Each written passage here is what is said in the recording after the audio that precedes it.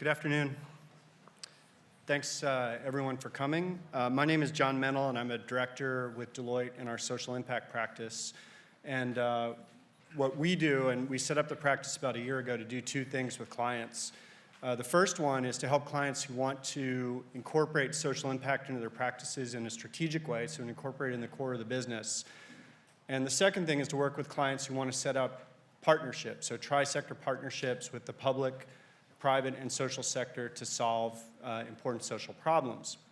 And so the topic of this panel today, CSR is dead, long live CSR, is very relevant to me and to what I do. And our experience in the market and also with our research is that the way that companies and nonprofits and society at large is perceiving CSR is changing in pretty dramatic ways. And so I think this is a very important topic to discuss.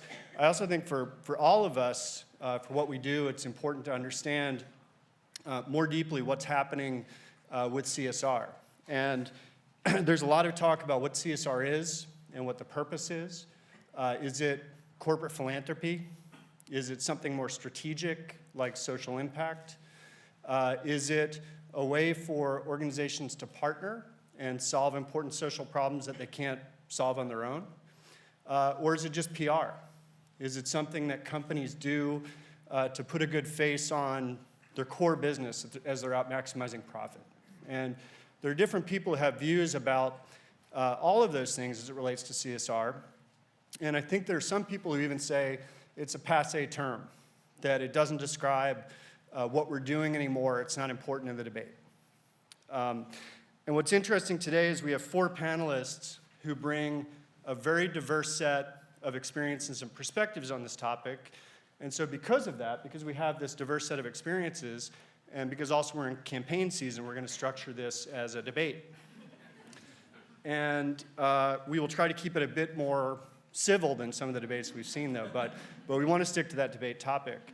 And true to that form, I'm going to ask the panelists are going to start with opening statements around a specific topic. I'm going to ask questions to each of the panelists. They'll be relatively sharp questions. And then each panelist will have a chance for, I should say each debater should have a chance for rebuttal or differing points of view or different comments based on those statements, and we'll try to keep it pretty lively. We'll also take audience questions. We plan to, if we have time, we'll take audience questions at the mic. If we do not, we'll take questions in written form. So as you think of them, please pass them up. And there will also be a polling question related to this debate during the plenary that follows. And so with that, let me introduce the panelists. John Buckley is the just retired, and I believe as of last Friday just retired, so really just retired, global head of CSR for BNY Mellon. He is now a pro bono advocate and catalyst for high-impact social responsibility partnerships between the private sector and the UN. Richard Crespin is the CEO of CollaborateUp, which works with leaders from across sectors to create partnerships that deliver social and commercial value. He's also a senior fellow for the U.S. Chamber of Commerce Foundation, where he focuses on how businesses can work together to tackle environmental issues and recover from disasters. Gawain Kripke is the Director of Policy and Research at Oxfam America. He works through both collaborative and adversarial approaches to improve the role of business in society. And Gina Tesla is a part of the IBM Corporate Citizenship Leadership Team, whose portfolio spans education, pro bono consulting, volunteerism, scientific research, entrepreneurship, and economic development in local government. So without further ado, let's begin the debate. For opening statements, I will ask the same question to each debater, and I'll start with John Buckley. John, how do you define CSR, and is it dead? Let's see, I don't think mine, can I borrow yours? Oh, no, there it's working. Okay, good. First, define CSR. I'm not sure if he said it or not. That stands for corporate social responsibility. Define it that way. And I think it is evolving very quickly. And I think part of the goal here in the discussion is to have people understand it's changing, because if you're using the outdated definition, you're using a dead definition. On the dead versus alive, I would say if you're part of a major organization and you are not talking about millions of dollars or millions of dollars of value being moved through a program, then you are working with something that it may not be dead, but it's either on life support or it's just a hanger-on. For something to be valuable to a large company, you need to be talking about millions of dollars, or it's just not out there. And if you add up all your philanthropy and say, oh, we do $30 million of philanthropy. No, I'm talking about a particular program. If a particular program isn't at the millions of dollars, isn't at scale, then it really isn't corporate social responsibility. It's just a nice to do. And so it's as good as dead.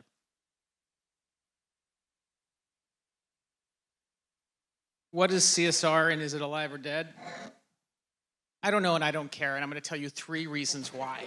Number 1, businesses exist to fulfill a social purpose.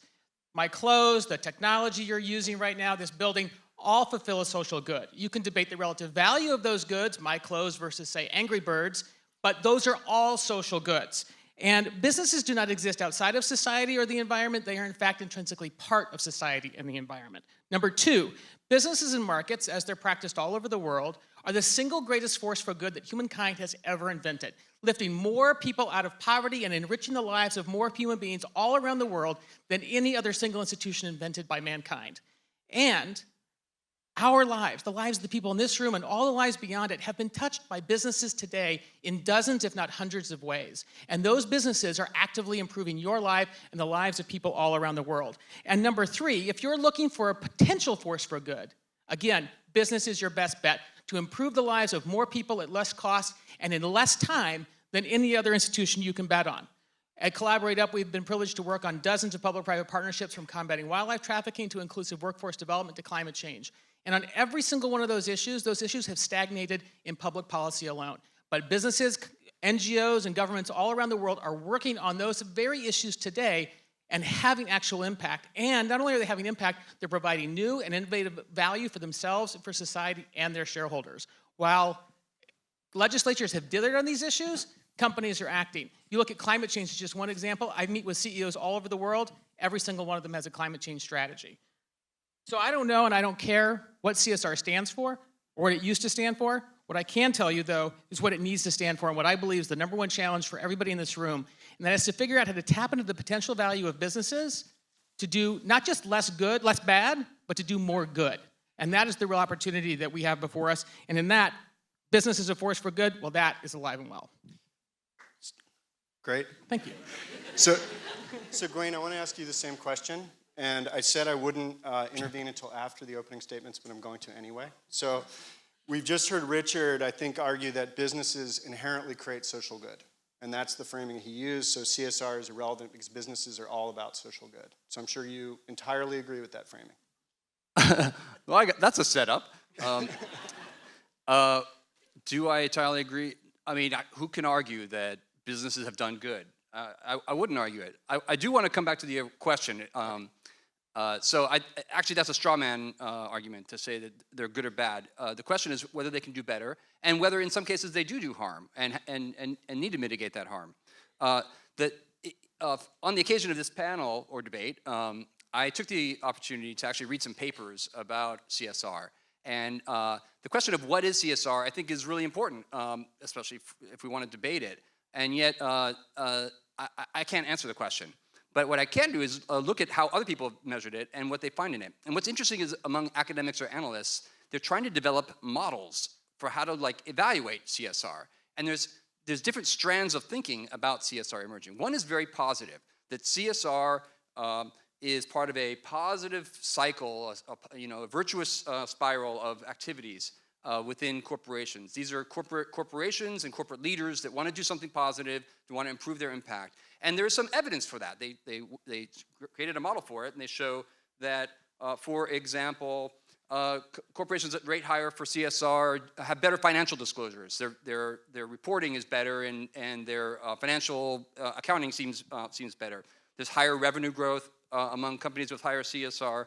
And it's clear that for recruiting and staff retention and morale, CSR activities are really positive for companies. There's another model in which CSR is a game that companies are playing, sort of a PR exercise or a way of excusing other activities and distracting the public or regulators or the media from the real things they're doing. And there's some evidence for that as well. Companies that rate higher on CSR have lower effective tax rates. They're paying less in taxes, which is a social good, I think, to pay your taxes. And they spend more on tax lobbying. So it's not only just that they're paying less in taxes, but they're actually actively trying to do that and trying to change the system, systemic. There's anecdotal evidence as well. Companies in sectors that are problematic, sectors like extractive industries, mining, oil and gas, pharmaceuticals, have extravagant CSR activities. And it's hard not to think that they're trying to distract or do a PR job on their core business or their core brand liabilities. So for me, it's interesting to think about what is the model that is true about CSR, and there's evidence for both. I think the one thing I would say is that what's clear is that companies are not going to get to be graded only on their CSR activities. For brand purposes, for corporate evaluation, it's not your CSR activities that you get judged on. There's a much broader set of indicators that companies are now exposed to. They're both opportunities, but also risks to companies going forward. Great, thanks a lot. And Gina, same question to you is how do you define CSR and is it dead? And if I could ask you to bring one strand in, John made a comment that a lot of CSR is irrelevant because it doesn't scale. It's not big enough. So how do you think about scale in CSR? Well, as I hear the discussion, I think part of the discussion is, are there some corporations that are doing a better job in society, and are there others who may not be doing a good job compared to others? And I don't really think that that's the point of discussion.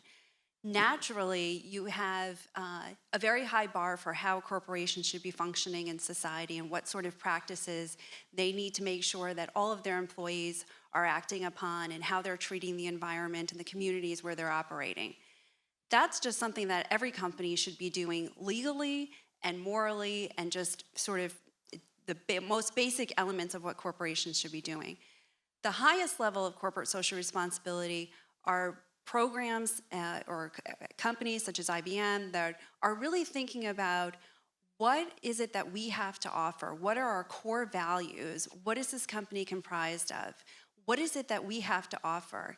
And how can we, through partnerships, really help address societal issues? And we have many different examples of that. One of the programs that we have, which I lead, is called the Corporate Service Corps. I'm very proud of all the work that we have done and the partnerships that we have, and I'll talk more about those later. But I think that the core issue is that everybody has to make sure that you have a basic bar and fulfilling your responsibilities as a corporation. Taking it up to another level is really recognizing what a corporation is, and that's a collection of people. And with companies at the scale of IBM, with nearly 400,000 employees, we are operating in 170 countries around the world, we have an enormous amount of capability, desire, and demand among our employees to be making an impact through our programs and through our everyday practices and through our core business. So absolutely, CSR, whether you want to call it CSR, whether you want to talk about innovative practices and leveraging our resources to help society together with NGOs, tri-sector partnerships, public-private, with peer corporations, I think are all an important part of our responsibility to be pushing communities forward and our responsibility within citizen diplomacy. Thank you. So a question, so we've talked a lot about the motivations for CSR and the scale, and we've gotten into a little bit, is the term the right term? I have a question I'll ask John first. Is the theory of the corporation, you've worked a lot in a large bank, that we've all talked about, is that corporations are around to maximize shareholder profit. And so if that's the case, why should corporations be investing in CSR? It seems like it's outside of something that even makes sense for a company to do. First, I want to declare, in case you were wondering, the order wasn't here based upon polling or anything like that. It was alphabetical order if you're trying to figure out who's who on the stage here, and that this is not Carly Fiorino to my left here. So just want to clarify on that. And then I pose, because financial firms were mentioned in partner to my right's here, so I'll take that. And so is Michael Madoff a positive force for the world, doing social good out there in his type of business, or VW or BP and so forth? So there's opportunities for businesses to do poorly and do well. And so social good couldn't be in the eye of the beholder here a little bit. But to the question being asked, taking kind of the Milton Friedman type view that corporations exist for shareholders, I would suggest that actually corporations exist to serve clients, but clients and customers are only there so that shareholders can get a decent return. So I say that because my perspective on corporate social responsibility and my earlier comment about size, and I think it fits with Gina's comment on IBM, is you have to think about what your firm is about, what its values are about, what it's producing that's good, not bad, what it's producing that's good, and how you can produce that better, more effectively for society so that your clients will buy more from you, so that your shareholders will get paid better. And if you are doing activities that aren't aligned with that, then you probably aren't doing social responsibility, or you're not doing it at scale.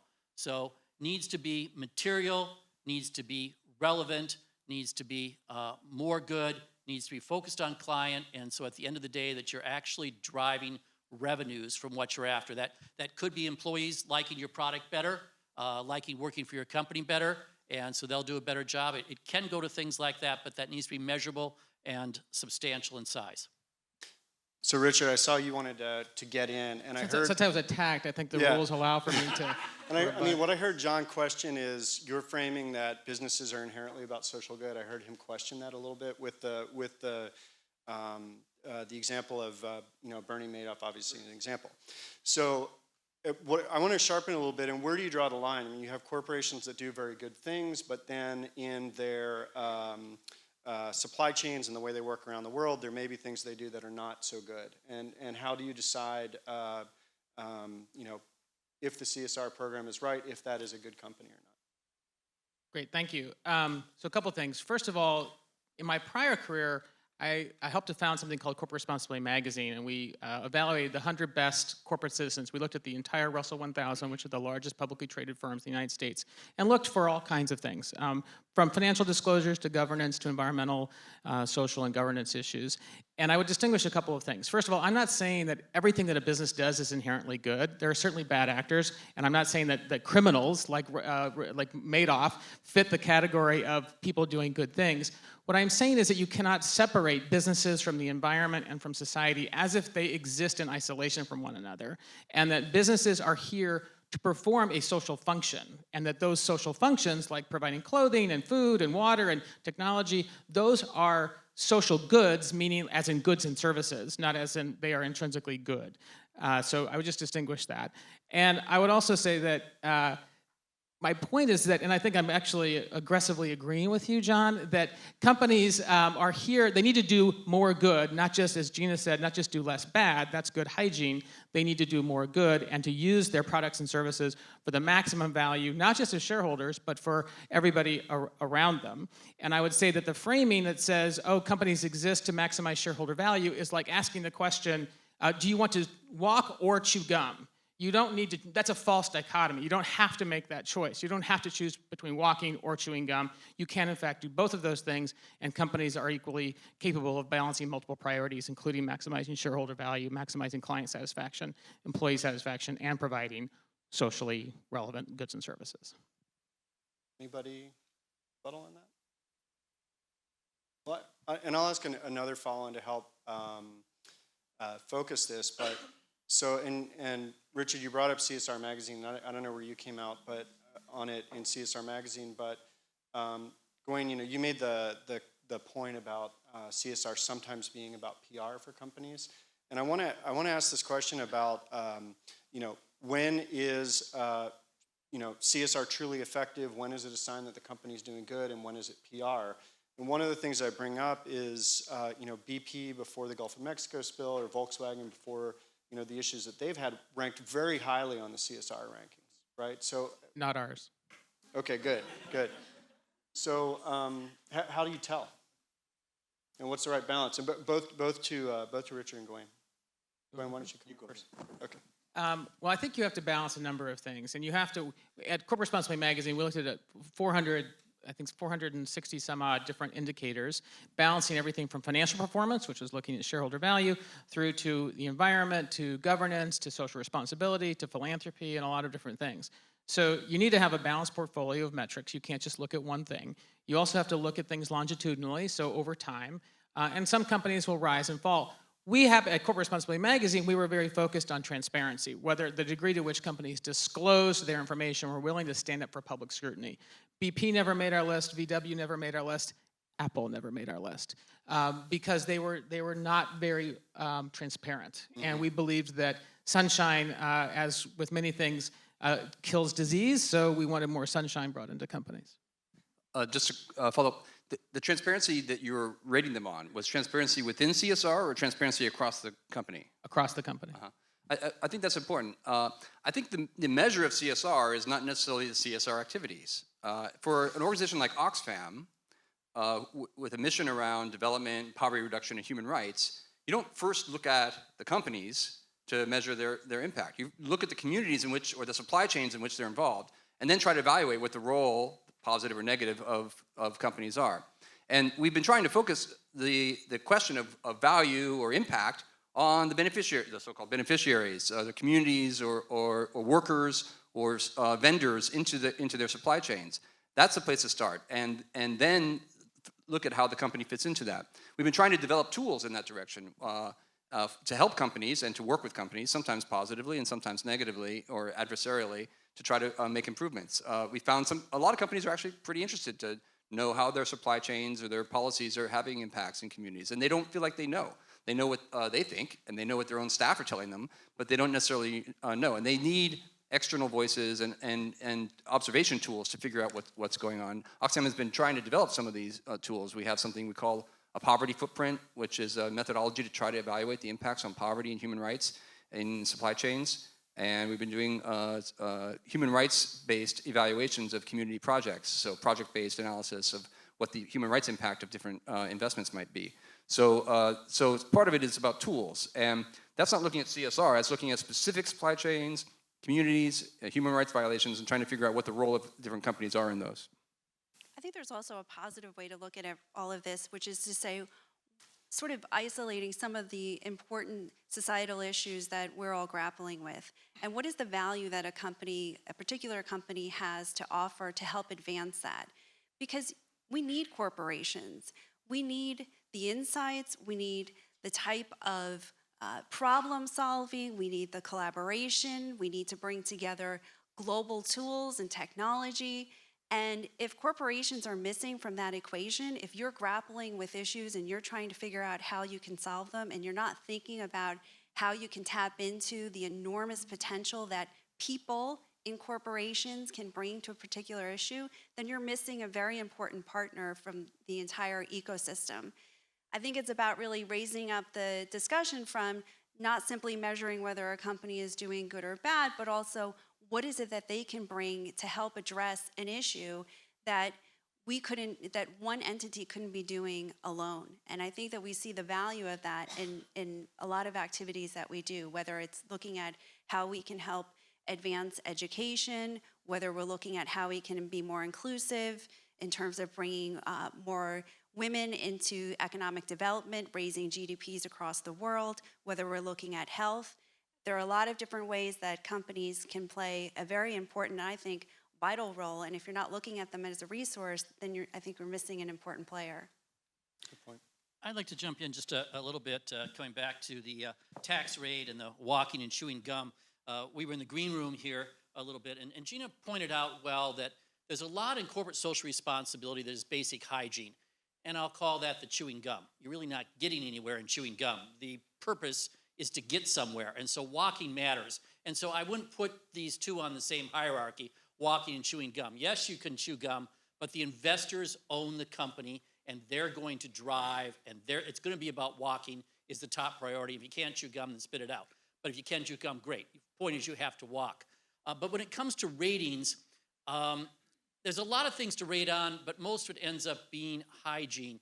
You again need to come back to what is material to the company.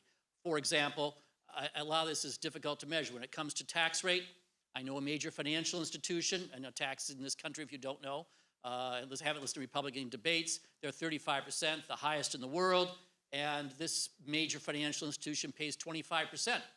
They pay 25% because they have a portfolio of over $1 billion of environmental bonds.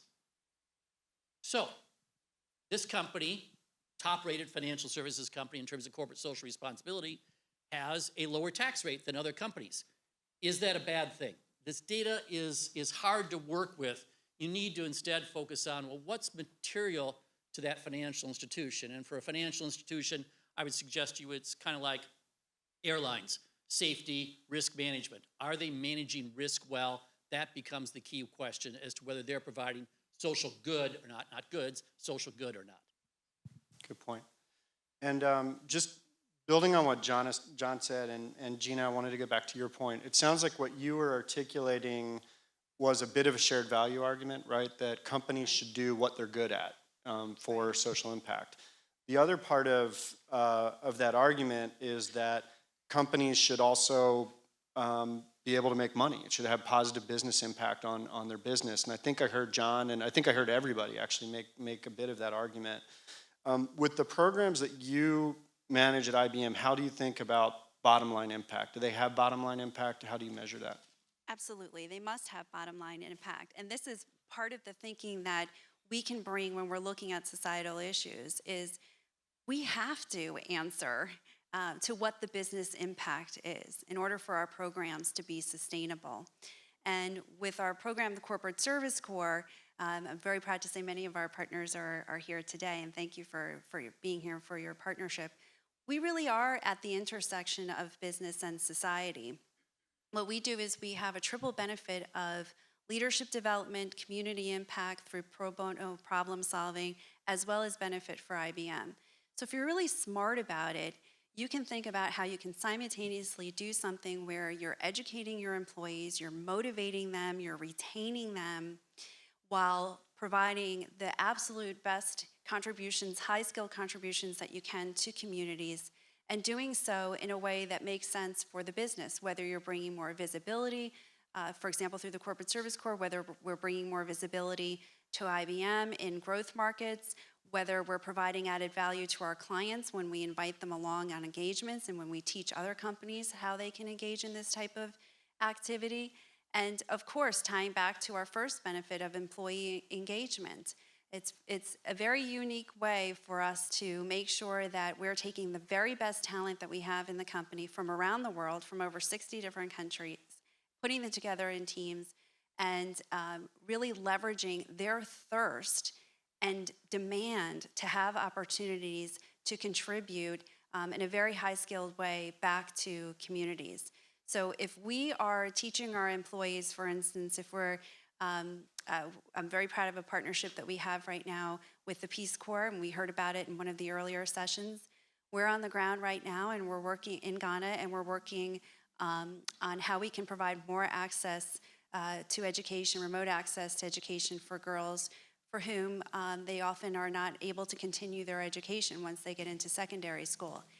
If we're thinking about ways that we can provide our analytics, our capabilities to provide technology through mobile applications, how we can use social, if we're thinking about how we can do that, that's going to benefit the girls, but it's also going to benefit the IBMers as they're learning more about our technology. And for IBM, it supports us because it's a wonderful way for us to get more visibility for our social, for our strategic imperatives. So absolutely, it has to be. It absolutely has to be at the intersection of business and society, and that's how we're able to scale programs like this.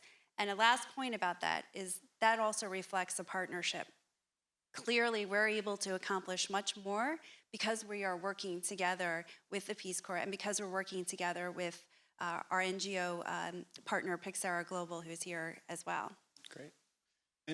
And just one more question about that. I mean, IBM is a massive company, obviously, and a lot of the speakers have raised the question of scale And how do you think about scale in a program like that? What I heard you say is that the main value for you is in the staff impact, but if you're hundreds of thousands of employees, I assume only a very small percent are participating in that program.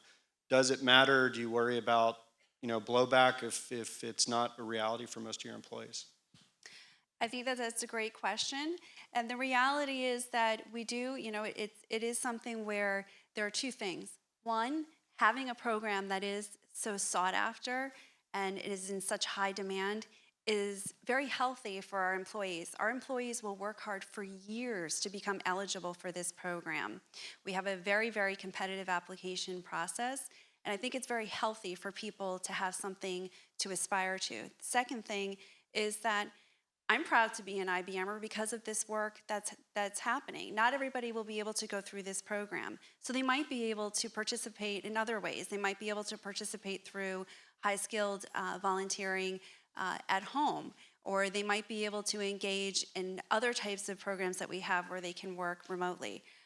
The point is that they're proud, and I think the work that we're doing, that IBMers are doing day in and day out, is ultimately leading to the success of these projects because we're applying our best technology and talent, and that is all a result of teaming and a result of the innovations that we have as a company, and those are all being applied. So none of those things are happening by any one individual, and everybody certainly feels very proud of that, and it's one of our core values and why people choose to work at a company, work at IBM, because of the type of practices that we have. Great, thank you. And Gawain, I just wanted to ask you, we've heard a number of the opinions basically say that it's okay for companies to be making profit as part of the social impact programs they do, that really the driver is profit, right, in a lot of cases to make it relevant to the corporation. As someone from the NGO sector, are you comfortable with that? Does that co-opt NGOs who work with companies in those kinds of partnerships? Well, let me hasten to say that no one can represent the NGO sector because Yes. it's wonderfully and infuriatingly diverse, Yeah. and so there's no single answer to that. I'll speak for Oxfam a little bit, which is to say that of course we all want to make money as individuals and as entities and enterprises. So that's taken as a given. The questions come from below that. Oxfam does engage companies sometimes in adversarial engagements. We don't like to think of these as existential challenges. We're not trying to destroy businesses, well, most businesses, and we fundamentally accept that that there's a rationale and that they have some value, or at least have the potential to have some value. But you said there's some sectors like extractives where you're a lot more aggressive, right? That you don't believe that there's as much possibility for shared value or for good partnerships? Correct. I think there are some enterprises that are inimical to the well-being of communities. The cigarette industry is an example of the business model does harm to its customers, right? I'm not saying the extractive industries in every case is like that, but there's harm being done by some companies. And even as a sectoral matter, the whole industry has problems in some instances. But what I want to say, though, is that we view our engagement a lot of times and we think of ourselves as critical friends. That's sort of the modality, saying, we want to make you better. And we have launched whole campaigns with the critical friend modality and created scorecards saying, you guys can be better, and we're going to tell you who's the best, and then everybody else should try to reach that. And this is something about CSR that I want to say. I like the idea of CSR as being a competitive advantage, setting you apart from your competitors or whatever. But there's also a role in CSR in raising standards overall, in moving whole sectors upward. And what's considered good hygiene or due diligence now, 50 years ago was at the front end. Right. And so we should always be thinking about raising the standards and making what's now really frontier work, good hygiene in 10 years, right? So, and this is a role, I think, for many companies that are doing really great work, IBM may be one, to then start nudging your colleagues in your sector and saying, we're doing this, why aren't you? Great, thanks. And I think we are going to go a few minutes over, so we will have a time for some audience questions after this. I'll ask one more question to Richard, and then we'll see if people have comments, and then we'll take a few audience questions if there are some.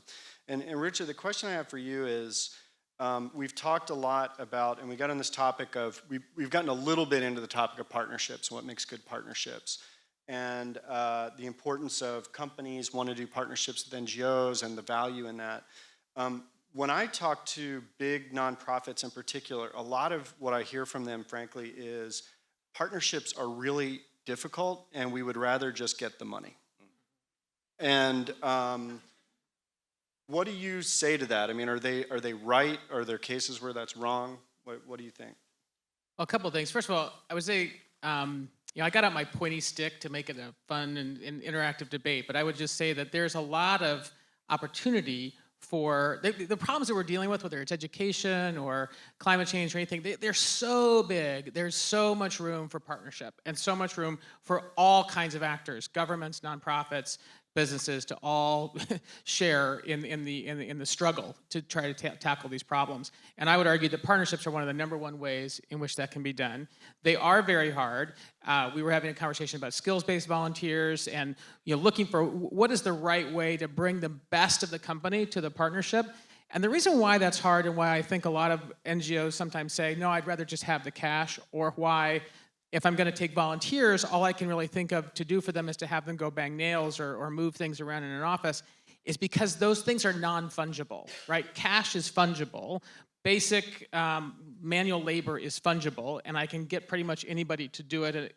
But if I was like a small, let's say I'm a small community school, and you're going to tell me you're going to send me 15 accountants tomorrow, I wouldn't know what to do with them. I wouldn't know where to put them. I wouldn't have anything for them to do. It takes a lot of capacity on the part of the nonprofit, and on the part of the government for that matter, to know how to engage and structure effective partnerships, whether it's in skills-based volunteers or in-kind donations or things like that.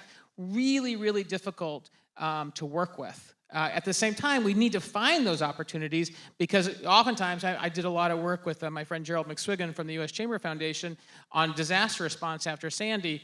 When we were up there was a room about this size full of stuffed toys, that people had sent in, and also sex toys for that matter. The people, I'm not even making that up. Where people had sent in for the victims. They didn't need that, right? They didn't need that. They didn't need it, and they had plenty of both of those things. So they didn't need any of those at that particular moment. You have to find ways, and it takes the capacity. It takes the capacity and a lot of deliberate thought. That's absolutely why we need to work together. That's why the people who are sitting in this room, all of us together, we need each other, because you need to seek out the organizations that really are poised to receive the type of help that we can give. Sure, we could write a check, but that is meaningless compared to having a highly motivated group of people who have very, very disparate experiences and bring all sorts of expertise. For example, going back to IBM, when we're bringing in a team of people, we're bringing in people who are coming from our research function, from HR, lawyers, designers, who are all coming in, who can be a catalyst for change for an organization. So you could have the short-term check and you could use that and then the money would be gone. Or you can have a group of pro bono consultants who come in and really help be a catalyst for change, help energize an organization, or help raise visibility for the particular issue that the organization is grappling with. We bring a lot of media attention when we show up in town. It's also another way to provide validation for organizations who can then seek donor funding. These are all real examples. We have sent teams to many places. For example, we sent a team to Ethiopia to work with International Medical Corps, and on the heels of that team working on building resiliency through wash and sanitation practices, they were able to secure donor funding. We looked at all of the 10 teams that we've sent to Turkey over many years and saw that the organizations that we had served were able to get $14.4 million in additional funding. So it's about knowing what your Gawain has a product response. is. Let me let Gawain get in.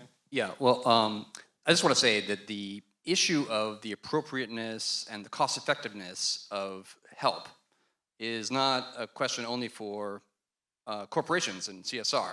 NGOs are guilty of this. I know this very sweet little NGO where women get into quilt circles every day, and they make, by the end of the year, around Christmas time, they have a warehouse full of quilts they've made. And then they call and say, who needs quilts? right? Or like, do they need quilts in Africa? And it's more of a burden than a benefit to try to figure out how to dispose of quilts. And the government, the US government, sends a lot of food aid overseas by law that they ought to be sending cash instead. So I just want to say, don't discount cash. Cash is fungible, it moves fast, it's important, and if what you do is you generate revenues, that's an asset that can be really helpful. Not to say that other kinds of help aren't needed, but they can be much more management intensive and often a lot less effective. I guess I would maybe try to, if I can here. So I'm being signaled to wrap up, so we'll... I'm going Go to ahead, take a John, and shot I'll at a have a close here. Yep. That if corporate social responsibility is alive, then corporate philanthropy is dying. If what we're talking here is about partnerships, value created, true value being created, corporations writing checks is dying. They will write checks if there's a partnership, if there's value, if there's return that relates to their business, but they don't need to just write checks anymore, and it doesn't cut it in the rating agencies or anything like that.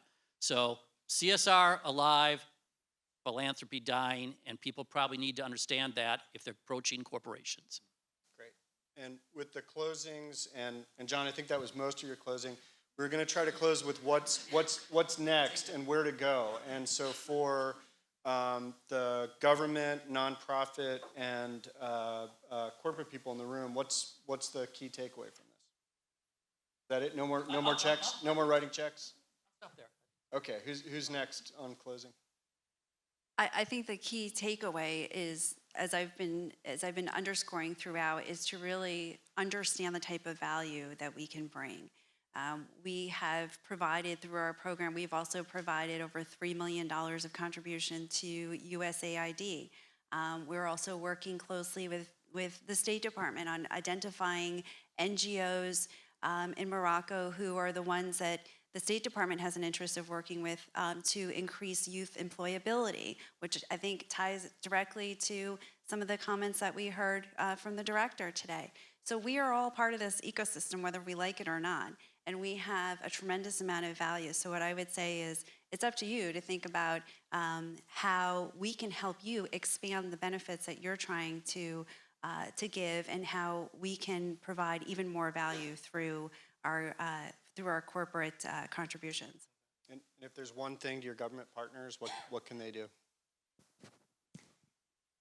Partnerships, again, everything, all of this is about people, and all of this is about relationships. And partnerships are really hard. And when you bring together two different organizations or three organizations who are just inherently different, may have the same mission but are inherently different, it's going to be hard. So it all starts with people. So the first thing I would say is build a relationship. Get to know, the people that you're working with, because you're going to need to have a very, very solid relationship in order to make it through the challenges, and to just go in with your eyes wide open, knowing that it's not all going to work out exactly the way that anybody wants to, and that everybody has to give a little bit, everybody has to be flexible, and you know that there are things that you can't negotiate on, and then there are things that you can, and that it's all well worth it in the end. Great, thank you. Richard? I would echo a lot of what Gina just said, in that, a lot of times what we see when people are trying to form a partnership is what they will come to the table with is advocating for a particular solution. They've already got it figured out, and really what they want is for somebody to write a check or to give them resource to fund their particular solution. If you're really looking for partnership, real true collaboration means falling in love with the problem before you fall in love with the solution, and being willing to sit with your partners and figure out really what is the problem and what parts of the problem do we want to take on, and then what solutions do we want to co-create together. Most problems don't require that level of collaboration, and if you can solve it without collaborating, do it. Do it. It's so much easier than trying to partner or collaborate. But if you are on something that requires collaboration, then you have to be willing to set aside your preconceived notions, set aside your preconceived solutions, and be willing to work together and to work collaboratively. And there's an old African proverb: if you want to go fast, go alone. If you want to go far, go together. And the real opportunity for those of us who are working in this sector is to find those ways, those really high impact places where we really do need to go together, and to do that by co-creating solutions together rather than trying to advocate for particular solutions. Great, thanks. So I like the point that don't start with your solution because it's hard to find the problem when you have the solution. So don't start with your hammer because you're looking around for a nail. But also maybe don't start with the problem, the nail. Ultimately, what you have is you have communities you're involved in, you have supply chains and workers and whole countries that need help. The help that they need isn't necessarily what you have any value added on. And you can be helpful, but maybe not in the way that you imagine that you can be, or that you have any value added to. And you can help create partnerships, but you may not ultimately be part of them.